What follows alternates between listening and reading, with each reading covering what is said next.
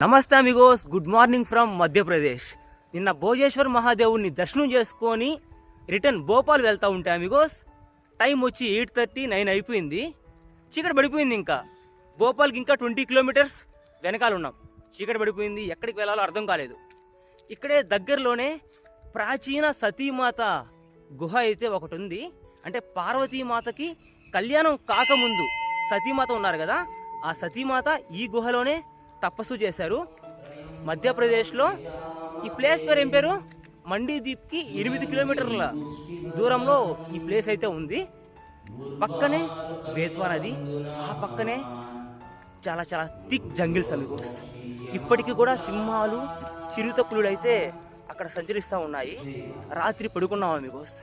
రాత్రి ఆ ఆశ్రమంలోనే, ఆ నది పక్కనే, ఆ కొండల్లోనే పడుకున్నాము అమిగోస్. రాత్రంతా నెమళ్ళు అరస్తానే ఉన్నాయి. ఎలా ఉండిందంటే అమిగోస్, ఆ చల్లటి గాలిలో ఆ నెమళ్ళు చేసే అలారమ్స్తో చాలా చాలా బాగుండింది. చాలా చాలా బాగా నిద్రపట్టింది అమిగోస్. లాస్ట్ నైట్ స్టే చేసిన ప్లేస్ నేమ్ వచ్చి కీరత్ నగర్. ఆ కీరత్ నగర్ నుంచి ఒక 5 to 6 కిలోమీటర్స్ అయితే లిఫ్ట్ అయితే దొరికింది. ఇంకా నడుచుకుంటా పోతా ఉన్నాను అమిగోస్. భోపాల్కి ఇంకా అరౌండ్ ఒక 12-13 కిలోమీటర్స్ అయితే ఉంటుంది. Let's go.